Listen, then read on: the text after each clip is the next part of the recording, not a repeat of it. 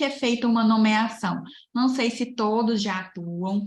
Quem não atua, quem nunca recebeu a nomeação, vai aprender. Quem recebeu também pode aqui estar colaborando conosco. Mas a nomeação, ela é o ato, né, que vai instituir um encargo, vai constituir o perito do encargo após o aceite, né? Então, ele vai investir ali do perito. Antes, ele não é o perito do caso, mas depois que ele aceita, que o juiz homologa os honorários, que não tem mais nenhuma pendência, não há impedimento, não há suspeição, aí sim, ele é o perito do caso. Então, vamos conversar um pouquinho sobre a nomeação. Cientes da nomeação, o perito deverá observar se o objeto da perícia está em seu rol de especialidade e terá 5 dias para se manifestar, devendo encaminhar seu currículo e comprovação de especialização. Aí está no 465, parágrafo 2º, que, ciente da nomeação, o perito ele deve apresentar a proposta de honorários, a comprovação de especialização, os contatos profissionais dele, né, principalmente o endereço, o e-mail, né, o telefone. Sobre isso, nós temos algumas coisas para conversar. Eu já vi um caso que um perito a nomeação e ele não tinha, gente, o aparelho que era necessário para fazer aquela perícia. E ele viu que se ele fosse comprar o aparelho, ia ficar muito caro. E aquela perícia não ia pagar pelo aparelho. Mas mesmo assim ele aceitou. E aí depois, o que ele fez? Viu que sem o aparelho seria impossível e ele não conseguiu alugar o aparelho, ele não conseguiu comprar usado ou com algum colega. E aí ele teve que declinar do encargo, devolver honorários. Então, gente, é um prazo exíguo, é um prazo realmente 5 dias, né? São 5 dias úteis, mas analisem bem antes de aceitar, porque também descredibiliza o profissional. Poxa, por que ele aceitou então? Então veja, né? Porque a própria lei, né? Ela traz isso, esse prazo desses 5 dias é para realmente ter, tudo bem que às vezes a gente tem outras nomeações, né, outras ocupações, mas tentem priorizar, gente, porque se vocês não lerem o processo, não ver do que se trata a perícia, o que vai ser necessário para a perícia, se vocês aceitarem e não cumprirem, é pior, é melhor você explicar para o juiz. Olha, excelência, vai precisar de um equipamento que eu não tenho, essa expertise eu não tenho, e por isso eu não vou aceitar dessa vez esse encargo, mas me coloco à disposição dessa escrivania para as demais, né, pelos demais trabalhos. Então, assim, é muito importante que o perito seja, porque ele é um auxiliar do juiz, que ele seja claro, que ele seja objetivo, que ele seja transparente. Poxa, eu não tenho esse equipamento, não dá. E tudo bem. E você não vai ficar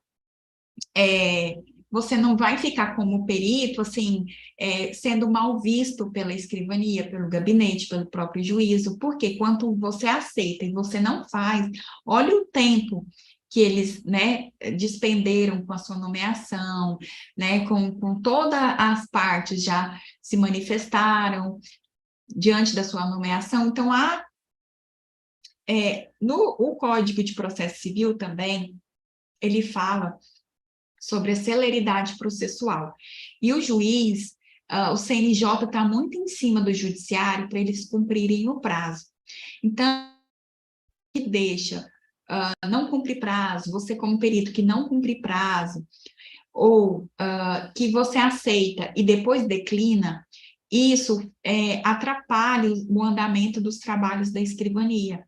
Então, como eles têm metas constantes para cumprir, foi como você atrapalhou ali esse andamento. Então, é muito ruim, você não fica bem visto numa escrivania. Então, antes, gente, de aceitar, olhem, analisem, estudem o caso, para depois verifiquem qual o objeto da perícia. Lucélia, aconteceu que eu analisei, estudei, e eu não estou entendendo qual o objeto dessa perícia. descreve para o juiz isso, fala, comunica ao juiz, excelência, apesar de ter analisado o caso, eu não, o magistrado pode, se possível, delimitar o objeto pericial. Pronto, o juiz vai delimitar o objeto e você vai falar como perito se vai aceitar ou não. E aí, nisso, o prazo dos 5 dias vai ser suspenso. Então, gente, é uma forma muito interessante de vocês, se vocês tiverem muitas... O que essa perícia quer dizer? É para eu analisar todo o documento ou só a assinatura do documento? É para eu analisar o documento na via digital? É para eu analisar na forma física? Como que é feita essa perícia? É para eu ir lá no carro que bateu, para eu analisar de forma mecânica? É para fazer quais os cálculos aqui? De qual período? Então, gente, tudo isso é averiguado antes. E caso o perito tenha dúvida, manifeste ao juiz, peticione ao juiz, tá? É muito importante. E aí, agora, tem as formas de intimação. Gente, nós temos tantas formas de ser intimados. Olha, aqui em casa já chegou cartinha de intimação para mim como perita. Eu já recebi pelo WhatsApp, eu já recebi por e-mail, são diversas formas. Por quê? Porque hoje há a comunicação eletrônica, a intimação eletrônica. Então, o que acontece? Eu já deixo um texto semi-pronto, porque às vezes eu estou dirigindo e quando eu olho, opa, uma nomeação chegou no meu WhatsApp. Então, eu já me organizo ali para falar que eu vou analisar os autos, mas que... E aí ele já conta daquela data que eu recebi a intimação eletrônica, seja via e-mail, seja via aplicativos de mensagem. E muitas vezes, aí o que o servidor faz? Eu recebi aqui no WhatsApp. O servidor faz uma certidão, certifico que intimei a perita na data tal, por mensagem, né, por via de aplicativo, né? Alguns printam a conversa e colocam, outros não, só certificam que me intimaram. E, a partir dali, eu tenho o prazo da certidão deles, né? Eu tenho o prazo para me manifestar. Então, gente, é muito importante que vocês controlem essa questão de prazo, né? E que vocês só aceitem se realmente vocês forem conseguir, né, entregar a perícia, o laudo. Essas questões de intimação eletrônica sempre vai ter uma certidão. Então, vocês contam dessa certidão. Às vezes, eu recebo o ofício pelo e-mail. Aí, o servidor junta a certidão e o ofício que ele me enviou por e-mail. A partir daquela data que ele certifica, porque por mais que ele envie a intimação eletrônica, ele tem que certificar que a intimação se deu de forma eletrônica. Aí ele vai, o servidor faz isso e meu prazo conta a partir dali. São 5 dias úteis e é contado do dia seguinte. Então, o servidor, ele colocou lá, ele certificou e está lá no processo na data de hoje. Então, só vai contar na segunda-feira. Então, segunda, terça, quarta, quinta, sexta. É meu último dia. Se eu protocolar na outra segunda, já passou o prazo, tá bom, gente? O dia, o último dia ele não se prorroga.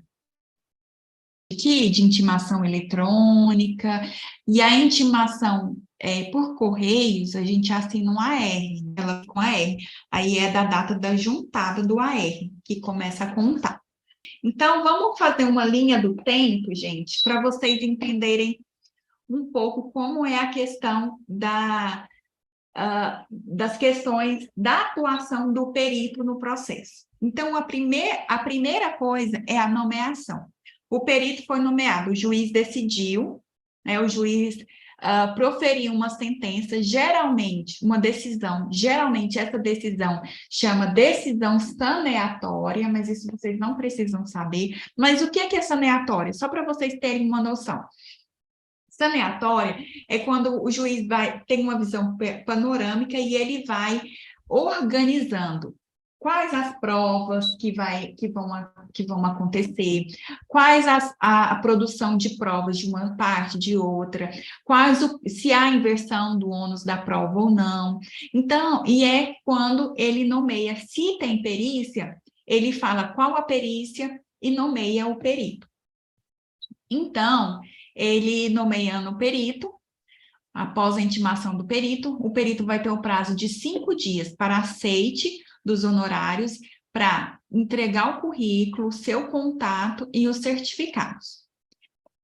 Essa questão, gente, de aceite, né, apresentar o aceite honorários, você pode fazer numa peça só, numa manifestação só, não precisa você falar, eu aceito. Depois, os honorários. Você pode fazer numa peça só, aceite proposta de honorários e enviar. Junto com o currículo, né, o seu contato, seus contatos, seu endereço, seu e-mail, seu número de telefone e os certificados do curso que você fez. Onde, nos tribunais que tem bancos de peritos, né, de cadastro de peritos, você envia os certificados também nesses cadastros. Então, mas não deixe, gente, de enviar com o currículo esses certificados, porque muitos peritos podem pensar assim, Lucélia, mas eu já enviei esse certificado da minha pós, dos meus cursos, para o banco de peritos. Mas, gente, você não enviou para o juiz. Por quê? É importante, não só porque o banco de peritos, o que acontece? Quem tem acesso a eles são os servidores e o juiz. Mas as partes no processo precisam ter acesso à sua qualificação. Por quê? Porque vai que você é um perito nomeado e não é qualificado, por exemplo. Já aconteceu comigo isso, né? Era uma perícia grafotécnica, era uma perícia contábil, e me nomearam. Aí eu expliquei, eu sou perita grafotécnica, né? Porque tinha uma outra perita que também era contadora e fazia perícia contábil e grafo. Mas eu não faço contábil. Então, eu juntei, falei que eu não fazia, né? Declinei. Mas aí é importante, porque vai que eu falasse assim, ai, gente, eu acho que eu vou aceitar essa perícia aqui, e aí eu peço a ajuda de um colega e dou um jeito de apresentar esse laudo aqui com esses cálculos. Deve ser fácil, né? E aceitável, entendeu? Então, eu preciso demonstrar para as outras partes, até por uma questão de verificação mesmo, né? Da técnica ali, do perito, porque as partes, gente, elas estão totalmente envolvidas ali. Muitas vezes a perícia ela vai determinar questões assim cruciais para a vida das partes. Então, é muito importante que as partes também conheçam, não só o judiciário, né? Tenha esse certificado. E aí, daí, quando o perito ele aceita, ele faz a proposta e ele envia o currículo, o contato dele, o certificado, as partes vão ter 15 dias para indicar assistentes técnicos, formular e apresentar os quesitos e impugnar o perito. Então, o certificado também vai servir de impugnação do perito. As partes, aí elas já têm 5 dias também, depois dos 15 dias, para impugnar os honorários do perito. E o juiz vai decidir se vai ser a proposta realizada, se os honorários vão se adequar à proposta realizada, se vai ser aceito a impugnação das partes dos assistentes periciais, ou, né, se o juiz vai determinar ali um meio termo. Muitos juízes homologam a proposta de honorários e outros falam, olha, tendo em vista, né, a distância, isso ou aquilo, e ao mesmo tempo que a perícia vai ser em outro lugar, ou pode ser pode ser entregue com mais prazo, alguma justificativa que o juiz coloque que pode fixar o valor de honorários, nem aceitando, homologando a proposta e nem também aceitando a impugnação. Geralmente ele ali faz uma média, mas tem juiz que homologa os honorários. E essa impugnação, a gente sabe que ele realmente, assim, detonam pelos peritos, principalmente os advogados, né? E o perito, ele tem direito a receber honorários justos. Então, vamos lá. No próximo, então, o juiz, ele pode, além dele fixar o honorário, homologar a proposta de honorários, ele pode autorizar o levantamento de 50% dos honorários, e os outros 50% são pagos ao final. Então, gente, depois que já foi nomeado o perito, que já está tudo ok em relação a honorários, até a levantamento de honorários iniciais, o perito vai marcar as diligências. E a partir do início da diligência, a diligência é o start da perícia. É quando começa a correr os prazos para o perito em relação à entrega do laudo.